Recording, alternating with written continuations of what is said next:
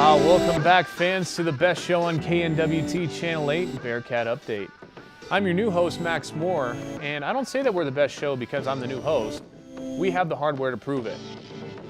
And I can assure you, while losing Tim Hanna as host will be difficult, I'm not only confident in my ability to present the great sports news of this region that it has to offer, but more importantly, I'm confident in the rest of the crew here at Bearcat Update, led by our fantastic producer, Brett Peters. A lot of work was done over the summer to ensure Bearcat Update gets better each and every week. And we start this semester off with a team that is about as local as we can get here. The Maryville High School Football team had its senior night this past weekend, and the Cameron Dragons rolled into town, hoping to possibly breathe some fire and spoil the night. Unfortunately for the Dragons, there was only smoke and no fire. We take you to the action here as the Maryville Spoof Hounds and the Cameron Dragons will face off after last year's 90-point rout. And we start things off with Tate Oglesby running to the right side into the end zone for the touchdown. Nothing different here. And as the ensuing kickoff, Elliott Turner for the Cameron Dragons will receive this one, and Tyler McGarry is going to have a little bit of a surprise for him, taking him out the carpet from right underneath him. And here's Will Walker throwing it into the end zone for the touchdown, and nice little dunk there. We got a little Spanish theme going on down in Maryville, keeping it nice and ethnic. And here is the touchdown pass to Eli Dowis, and here's Dowis again on the rush to the left side, to the sideline, to the end zone. Touchdown, Spoof Hounds, and that will do it. A 62-0 rout over the Cameron Dragons. Will Walker had 67 yards and 4 touchdowns with a 100% completion rate. You can't even do that in Madden. And Tyler Houchin had 98 yards on the ground with 38 receiving and 3 total touchdowns. We caught up with head coach Matt Webb, and he had some nice things to say about his quarterback. It was protected well, just good execution. And when I mentioned, after last week's game, noticed him really going through his progression, his reads a lot more and getting better as the season goes on, and that's important to see, and it's good to watch him do that. It'll make us a better team. Now let's continue with more football, now from the Bearcats. Northwest rolled into Kearney, Nebraska with aspirations of adding another win to its 32-game win streak. Of course, they have to take each game one by one, as it's really the only way you can keep that streak alive. Every coach, player, and support staff in the building knows that the opponent will give its best shot each and every week, no matter the record or the history of that program. Head coach Rich Wright talked earlier in the week about how Nebraska Kearney will take care of the Bearcats and try and stop their record. Kearney, offensively, it's more of a spread style option attack than it is a true like Harding that we played last year. So they're doing it more out of a, I'll say one back set, but they utilize 2 backs as well. It's just different. It's not the downhill option that we're probably a little more accustomed to seeing with Harding and Missouri Southern and some of the other teams that we've played in the last few years. But it's a triple option attack nonetheless. They still incorporate zone schemes. They're throwing the ball. They like play action. So it's a little bit of everything. Defensively, kind of the same. Multiple fronts, multiple looks, trying to confuse offensive lines, bringing different types of pressure. So it's going to be, week 3, and we've got our 3rd different style of offense and our 3rd different style of defense. So it's all a learning curve right now. So how did the Bearcats handle this week's test? Well, it was another tight game with wins that would make the Wizard of Oz seem like a breeze. But missed field goals and a struggling offense were the themes for the Bearcats in this game. The Cats scored on a lone touchdown pass from Zach Martin to Shane Williams and from 2 field goals by Brett Garner. Those field goals came when the Bearcats had the wind behind them, and the 3 misses, as you can guess, were into the wind. The Bearcats won this game with a score of 13-0. Nick Hess had 2 sacks on the day, and Zach Martin had 222 total yards with 1 touchdown. The Cats will come back home this Saturday to take on the Missouri Southern Lions on Family Day. Kickoff is set for 1:30. We're going to take a short break, and later in the program we talk with senior volleyball player Sarah Danatel. And we have some great stories about athletes excelling in new sports, a sport that continues to excel, in a sport that, well, might make you think twice about consuming a breakfast staple. You won't want to miss it.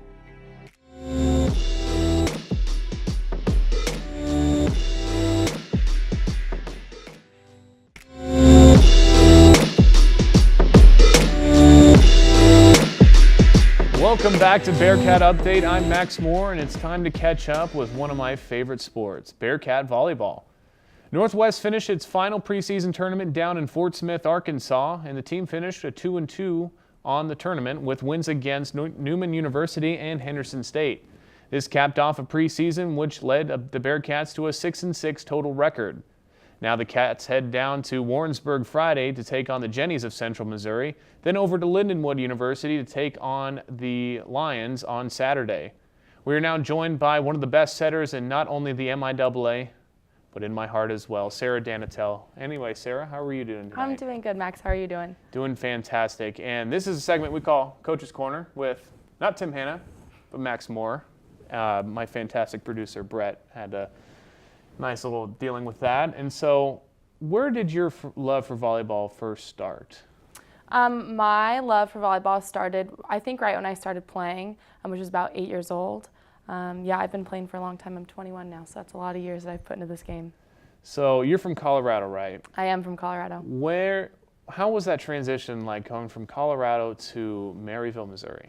The transition was difficult, especially my freshman year being far away from home, but this town, the family atmosphere that the Bearcats really bring, the fans, and my teammates especially have really made Maryville my second home. So you mentioned all the Bearcat fans and just the kind of the college experience. When did you know you wanted to play in college? I think I realized I wanted to play in college about my freshman or sophomore year of high school. I had some great coaches, some really good mentors who really put a lot of confidence in me of who I am as a person and who I am as a player, and told me that I could make it, and I wanted to show them that I could. And now we go from your freshman year getting here, and now you're all the way to a senior. It seems crazy, doesn't it? Yeah. And so what's it like being the senior of this team and being the real leader of this team? What's that whole process like? Being a senior is a lot of different emotions. It's sad, it's fun, it's competitive. I obviously want to end my career on a conference championship. That's what we're shooting for this year. But I absolutely love my teammates, and we're just trying to make this season the best that it can be. So what has been this first preseason been like for you guys with the first 3 tournaments all on the road? Yeah. What has that been like for you guys? We have been road warriors. Being on the road this long has been tough, and we've played some really great competition. We've faced, I think, 3 or 4 teams that are ranked in the top 25 in this preseason. So we've had some tough losses, but we've also had some really fantastic wins, and I think we're just ready to start conference, and we're really ready for our first home game. You mentioned how tough it is to be on the road. I certainly know what it's like to be on the road, and I know it can be tough, but what are some certain aspects about playing in tournaments on the road all the way up in Michigan, all the way down in Arkansas? What is that process like of being on the road constantly? And you guys even are on the road again starting in the MIAA. Yeah. How really tough is that for the people that don't really know? It's pretty difficult. I think especially the aspect that we are missing a lot of school. We've been missing every Thursday, Friday since school has started, and including this last Wednesday of school. So we've missed a lot of classes, but we're very thankful here at Northwest to have some really great teachers who are willing to push exams for us and that kind of stuff. And our coaches do a great job of, when we do have downtime, allowing study table hours. They also make sure that we're getting lots of sleep, some really good food, and we're drinking lots of water constantly. I hear that. And always got to stay hydrated. Exactly. So what are specific volleyball aspects, kind of the X's and O's that you guys really worked on starting from week one's tournament to week 3's tournament just this past weekend? Right, so a big focus of our preseason and what our season is going to be is this concept of grit. So really getting down and winning close games, having low errors, winning when a score gets to 20-20. So our aspect, or a lot of our focus of this preseason, has been defense, because the offensive piece normally comes pretty easy to us. We have some really big hitters, including Darcy Sunderman, Maddie Bruder, Alexis Williams. We have some people who can put up some big numbers for us. So our defense has been a really big focus. And I think moving on into this conference aspect, we've got that defensive part down, and we're really going to try and nail down what we're doing on the offensive part. So with UCM coming up, that's obviously a tough matchup. Yeah. That traditionally, ever since I've been here, it's been There's the toughest matchup for you guys, and not only you guys, but the whole entire MIAA. What do you guys expect from them, and what are some things that you are going to do to go into Central Missouri with a victory? Well, we just have to be very mentally tough going into this competition. UCM, like you said, is a really good team, and they have for years had a really good program. So we're just going to go in like guns blazing. We're going to be ready to fire everything that we have. We're going to mentally prepare this week. We're going to get better. We're going to rest up from this being road warriors this last week, and we're going to go try and get that W. All right, sounds good. Well, Sarah, I hate to kick you out, but my producer, Brett, will replace me if I don't keep to a strict schedule. So it was a pleasure having you on, and good luck to you guys this upcoming season. Thank you. Thanks for having me. And coming up on the other side of the break, we have plenty more for you. So please stay tuned to Bearcat Update here on KNWT Channel 8.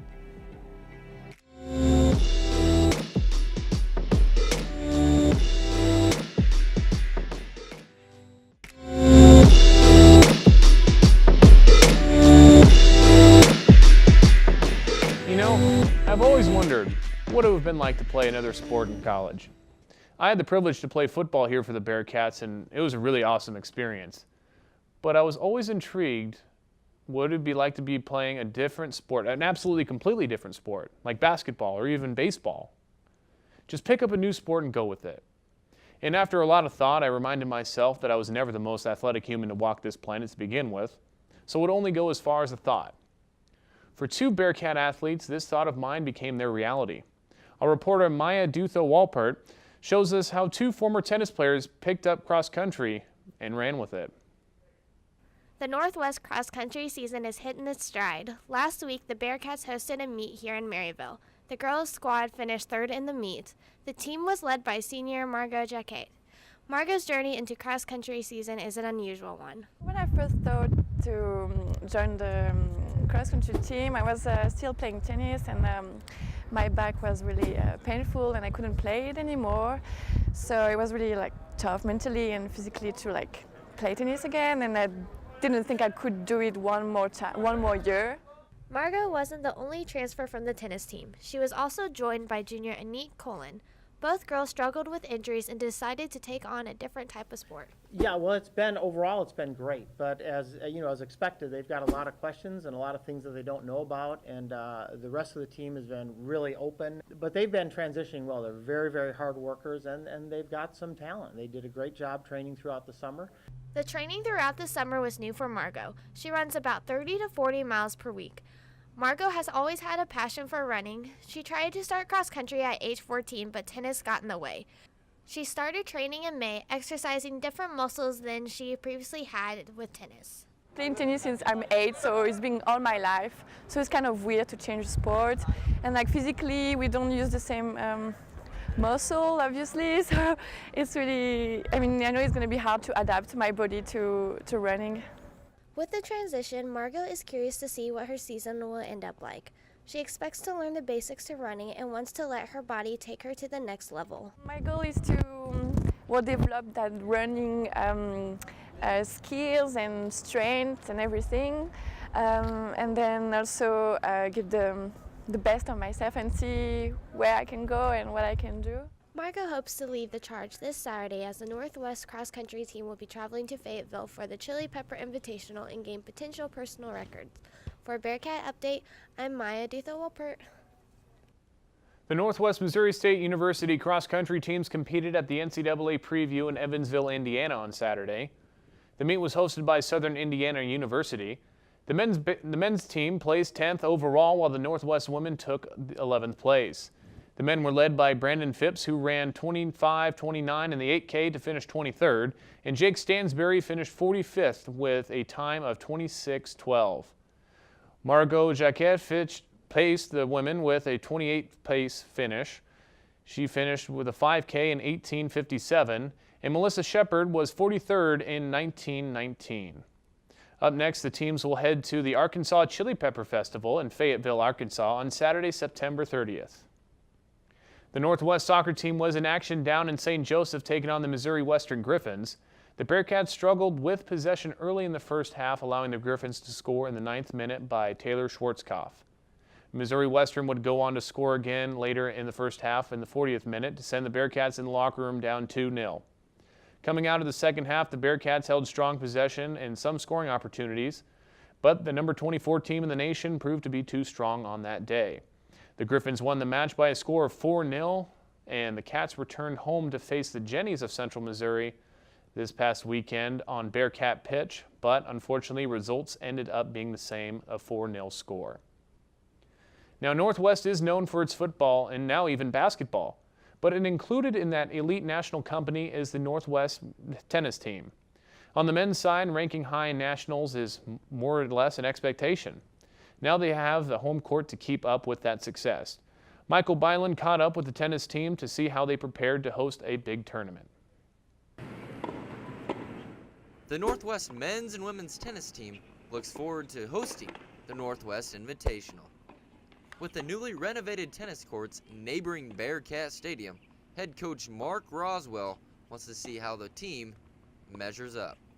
We've got Southwest Baptist and Washburn University coming in here, which are our rivals in the conference, the MIAA, so we kind of want to see where we stand in the fall. With 35 MIAA championships since 1957, the Bearcats hope to continue that success in the Invitational. Well, it's going to be a really good tournament. It's going to be one big draw, so it's everyone against everyone. I don't think anyone has like expectations in like winning or losing. It's more about getting ready for the regional. With our new courts being resurfaced, that really motivates us. We can do a lot more things than we've been able to do in the past. So things are going good here at Northwest. Obviously with the football and basketball national championships last year, Coach Mel Churchman, John Jasinski, they've done a great job on the administrative side. So it's the best in 34 years that I've seen our athletic department doing. With this Bearcat Sports Update, I'm Michael Byland. Thanks, Michael. Sophomore Bjorn Kurtz won the back draw of the men's singles, and Tess Lovig fell in the finals of the women's singles back draw. We're now going to take one last break, but stay tuned and see how two great things in this world don't quite mix.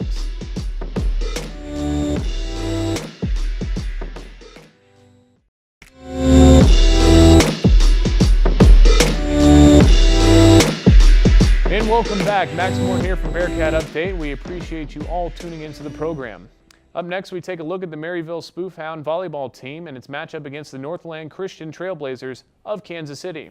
Let's roll to the highlights here as the Spoofhounds will warm up against the Trailblazers. And we get things going with the Spoofhounds trying to return the set over to the Trailblazers. They do so successfully, but the Trailblazers are too strong in the end. Now for the Spoofhounds, Vanessa Klotz is going to return this one and bump it over to Abby Pitts, and sets it over to Leah Mass and spikes it over. But the Trailblazers again try to get it right in the back corner, but couldn't quite get it in. The Spoofhounds get the point for that one. And the Spoofhounds will end up dropping the first game 25-2 and the second game 25-10. And for the Spoofhounds, that drops their record to 4-3-2 overall. And for the Northland Christian Trailblazers, that brings their record to an impressive 12-1-1. The Trailblazers ranked 14th in the state with 8 seniors on their roster. And finally, we have an interesting take on what I absolutely hated doing in middle school, running the mile. Amber Giersdorf caught all the action for the Northwest Track and Cross Country team's 4th annual Chocolate Milk Mile. The Northwest Cross Country team hosted their annual Chocolate Milk Mile on Sunday evening, where runners from throughout Maryville competed for the coveted title of Chocolate Milk Champion and ultimately tried not to throw up. Participants had the option of running in a 4x400 meter relay team or running the full mile on their own. But either way, Northwest Cross Country coach Scott Lorick says they can't escape the sickening feeling of chugging chocolate milk. It's about 16 ounces each lap. So the relay people have 1 cup and then run each lap, and then the milers have to drink 4 of those cups, 1 cup before each lap. So into the last lap of the mile, they have a half gallon of milk in their stomach. Former Bearcat track and cross country runner Whit Cunningham said the toughest part of the entire race is not the actual running, but trying to finish the race without getting sick on the track. It's just a different feeling. I don't think you ever get to the point where you're like super tired or exhausted. Your stomach's just really full and you're trying to manage that while you run. Cunningham started the annual race 4 years ago as a way to have fun and raise money for a good cause. 4x400 relay teams pay $20 each and individual runners pay $10 each, and everything they raise goes to charity. All the proceeds, all the money raised here goes to the Big Brothers Big Sisters of Nottoway County. People pay to participate in the event, and then Hy-Vee actually donated the milk this year, which was really awesome of them. So, although it's an unconventional way to support local charities, Lorik says that even when people get sick, it's still a fun event for the entire community. It's kind of goofy, but it's just a lot of fun. So even though some people may barf and things like that at the end, it's really more of a fun thing, and it's not really as painful. It's just weird. Cunningham agreed that whatever happens during the race is worth it to be able to support such a worthy cause here in Nottoway County. It's fun, it's a relaxed environment, kind of weird race, but it is for a good cause. Reporting for Bearcat Update, I'm Amber Giersdorf. Thanks, Amber, for that wonderful site. Well, that's all the time we have here on Bearcat Update, but before we go, let's see what's coming up this week in Northwest Missouri. The Northwest women's soccer team takes on William Jewell in Liberty on Tuesday, and Lindenwood on Friday in St. Charles. The football team is in action at home for Family Day against Missouri Southern State. And volleyball takes on Central Missouri in Warrensburg Friday and Lindenwood on Saturday in St. Charles. Be sure to follow us on Twitter at BearcatUpdate_8. Follow us on our YouTube channel, KNWT8, and be sure to tune in Monday through Thursday at 6 o'clock here on KNWT Channel 8. We thank you for tuning in, and remember, you either get better or you get worse each day. You never stay the same.